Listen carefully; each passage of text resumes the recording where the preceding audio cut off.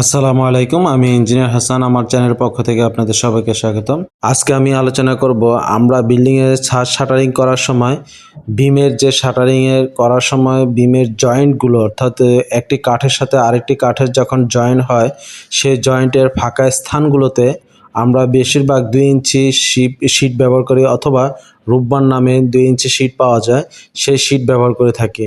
সেই শিটগুলো অনেক সময় আমরা পুরনো শিট ব্যবহার করি, যেমন কি অনেকে একবার শাটারিং করার পরে নতুন অবস্থায় একবার শাটারিং করেছে, সেই শাটারিং খুলে দ্বিতীয়বার আবার এটা ব্যবহার করে, কিন্তু শিটগুলো তখন তার টেম্পারটা চলে যায়, অর্থাৎ তার যে স্থায়িত্বতা সেটা কমে যায়। তখন এই শিটগুলো জং চলে আসে, যেটা ঢালাই ছাদ অর্থাৎ শাটারিং খোলার পরে এটার মারাত্মক ক্ষতিকর দিকগুলো দেখা যায়। আবার পানি লিকেজ বন্ধ করার সময় অনেকে পলিথিন ব্যবহার করে থাকে। পলিথিন ব্যবহারের খারাপ দিকগুলো আছে। আর হচ্ছে যে জয়েন্টগুলোতে এক কাঠের সাথে আরেক কাঠের জয়েন্টের জায়গাগুলোতে শিটের পরিবর্তে অনেকে আবার সিমেন্টের খালি বস্তা কেটে এগুলো ব্যবহার করে। এগুলোরও ক্ষতিকর দিক আছে, তো আমি এগুলো আপনাদেরকে দেখানোর চেষ্টা করব। একটি জিনিস মনে রাখবেন, পলিথিন কংক্রিটের জন্য খুবই খারাপ একটা জিনিস।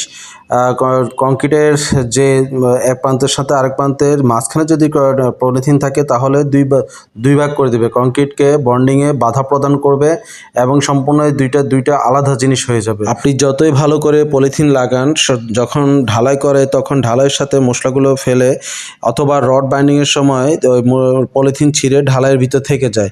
তো সেক্ষেত্রে এগুলো পরবর্তী শাটারিং খুললে তখন দেখা যায় যে ঢালাইয়ের ভিতরে পলিথিন দেখা যায়। এটা খুবই খারাপ জিনিস, এগুলো অ্যাভয়েড করার চেষ্টা করবেন। এইখানে দেখুন, একবার শাটারিংকে পুনরায় আবার যখন ব্যবহার করা হচ্ছে, পুরনো শিটগুলো এগুলো আর উঠানো হয়নি, সেই পুরোবান 2 ইঞ্চি শিটগুলো ব্যবহার করা হচ্ছে। যে কলামের গোড়ায় বস্তা কাটিং করে এগুলা জোড়াগুলোতে দেওয়া হয়েছে। এই যে পুরনো শিটগুলো দেখা যাচ্ছে জং ধরা কি লেগে আছে।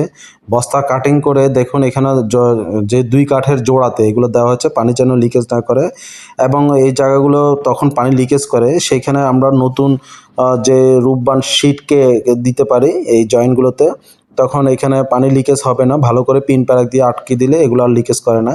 তো এই যে দেখুন বস্তা কাটিং করে দিয়েছে, এটা খুবই খারাপ। পরবর্তীতে এগুলো সিমেন্টের সাথে অর্থাৎ কংক্রিটের সাথে লেগে যায় শাটারিং খোলার পর। সিমেন্টের কাটিং বস্তাগুলো না দেওয়াটাই ভালো। সেখানে আমরা যে 2 ইঞ্চি রূপবান শিট সেটা ব্যবহার করতে পারি। মিস্ত্রিরা তখন অনেকে এটা খরচ বাঁচানোর জন্য হয়তো করে থাকে। তো এটা না করাটা ভালো। এই যে এখানে আমি দেখানোর চেষ্টা করছি, এই যে দেখুন এই শাটারিং খোলার পরে এই বস্তাটা, এই যে সিমেন্ট কাটিং বস্তাটা সুন্দর করে কংক্রিটের ভিতরে লেগে আছে। এইভাবে আমি আরও দেখানোর চেষ্টা করছি। দেখুন এখানেও দেখুন সিমেন্টের যে কাটিং বস্তাটা লেগে আছে, সুন্দর করে লেগে আছে ভিতরে। এটা অনেক সময় ছিঁড়ে ফেললেও কিছু অংশ হলেও থেকে যায়, এগুলো পরবর্তীতে আগুন দিয়ে পুড়ে ফেলতে হয়, তবুও ভিতরে থেকে যায়। এই যে দেখুন পুরোনো রূপবান শিট এখানে লেগে আছে, পুরোনো 2 ইঞ্চি যে শিটটা জং ধরা সেটা একদম ঢালাইয়ের ভিতরে লেগে থাকে। এই জন্য আমি এটা অ্যাভয়েড করার চেষ্টা করি।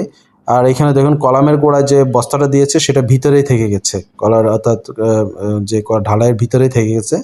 এখানে দেখুন এই যে শিটগুলো কি সুন্দরভাবে লেগে আছে, ভিতরে থেকে যাচ্ছে। এটা খুবই কংক্রিটের জন্য খুবই খারাপ, এটা খুবই খারাপ। এগুলা আপনারা চেষ্টা করবেন এগুলো অ্যাভয়েড করার জন্য। এই যে দেখুন এখানেও অনেক দেখাচ্ছি আমি, এই যে দেখুন এগুলো লেগে আছে সুন্দরভাবে, একদম সুন্দরভাবে লেগে আছে, কিন্তু এগুলো পরবর্তীতে ভালোভাবে আগুন দিয়ে পুড়ে ফেলতে হয়, উঠে ফেলতে হয়, কিন্তু কিছু হলেও থেকে যায় আর কি, তারপর থেকে যায়। এগুলো না দেওয়ার চেষ্টা করুন। এই যে দেখুন ভিতরে একদম কোনায় ভিতরে সিমেন্টের যে বস্তাটা আছে ঢালাই ফেলার সময় একদম দলামুশ্র হয়ে ভিতরে থেকে গেছে, যে সিমেন্টের ভিতরে লেগে যায়। তো সেক্ষেত্রে এগুলো খুব ভালোভাবে শাটারিং করলে, সুন্দরভাবে স্মুথলি শাটারিং করলে এগুলো আর থাকে না।